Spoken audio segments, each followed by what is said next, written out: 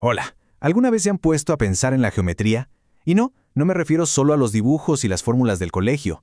Hablo de algo mucho más grande, del lenguaje secreto con el que está construido todo lo que nos rodea. Pero bueno, ¿dónde está exactamente?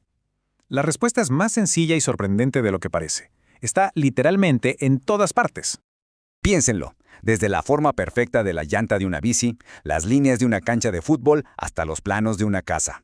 Todo es geometría.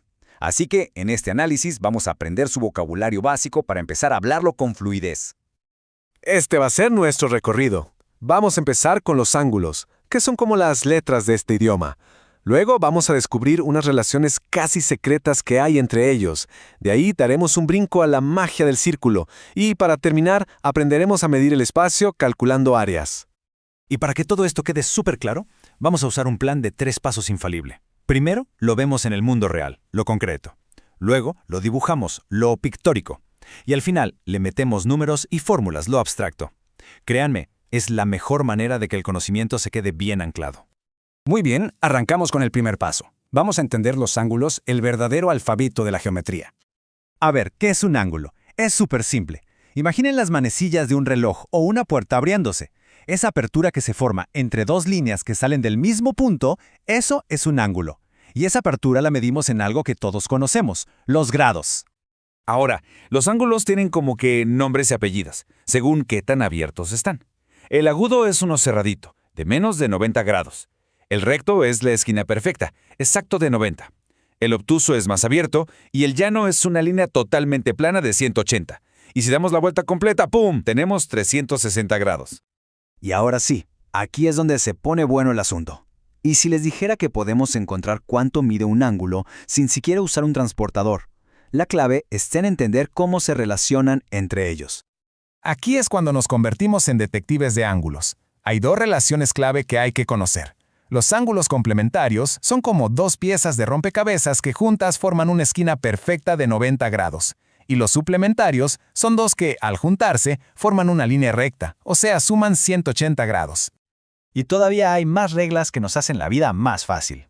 Si tenemos varios ángulos sobre una línea recta, no hay pierde. Entre todos siempre van a sumar 180 grados. Y si tenemos ángulos que rodean un solo punto, como las rebanadas de un pastel, siempre sumarán 360. Lo importante de esto es que podemos deducir medidas sin tener que medirlas todas. A ver, un ejemplo rápido. Miren, tenemos una línea recta con 3 ángulos. Conocemos 2, uno de 65 y otro de 25. Nos falta el tercero, la X.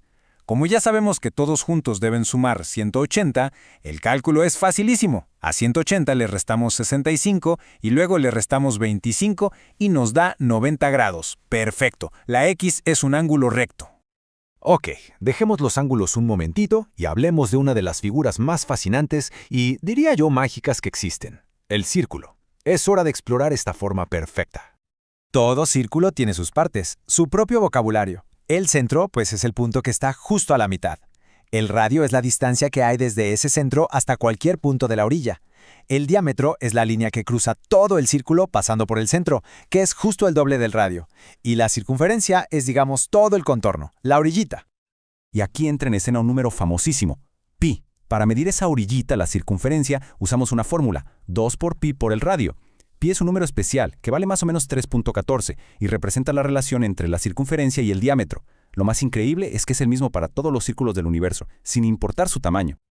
Ahora, una cosa es medir el contorno y otra muy diferente es medir todo el espacio de adentro, el relleno. Para eso, usamos la fórmula del área, pi por el radio al cuadrado. Ojo, el radio sigue siendo la clave aquí, pero su impacto es mucho mayor porque lo elevamos al cuadrado. Vamos a aplicarlo. Si tenemos un círculo con un radio de 6 centímetros, el área sería pi, o sea 3.14, multiplicado por 6 al cuadrado. 6 al cuadrado es 36. Entonces, solo multiplicamos 3.14 por 36.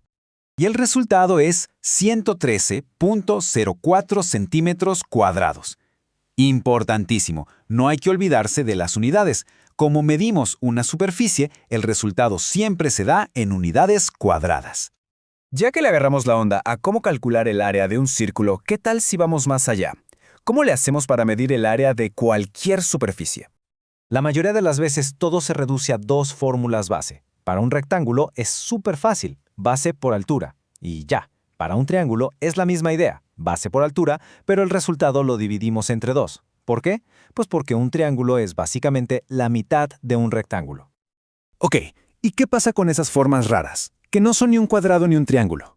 Aquí entra la mejor estrategia de todas, dividir y vencerás. Lo que hacemos es partir esa figura compleja en pedacitos más pequeños que sí conocemos, como rectángulos y triángulos. Una vez que la figura está dividida, el resto es pan comido. Calculamos el área de cada pedacito por separado y al final simplemente sumamos todas esas áreas chiquitas para obtener el área total de la figura original. Así, un problema que parecía muy complicado se convierte en varios problemas sencillos. Bueno, ya recorrimos el alfabeto y algunas de las palabras más importantes de este lenguaje. Ahora es momento de ponerlo en práctica. Llegó la hora del desafío para empezar a hablar el lenguaje de la geometría. El desafío para practicar es este. Primero, hay que encontrar y medir 3 ángulos en casa y decir de qué tipo son. Segundo, elijan un objeto redondo, como un plato, midan su radio y calculen su circunferencia y su área. Y tercero, dibujen una figura compuesta, divídanla en partes y encuentren su área total. A experimentar se ha dicho. Y con esto cerramos. Como vimos, la geometría no son solo fórmulas aburridas. Es una herramienta superpoderosa para entender, diseñar y hasta construir el mundo. Así que la pregunta final queda en el aire. Ahora que ya se conoce el alfabeto, ¿qué maravillas se pueden construir con este lenguaje?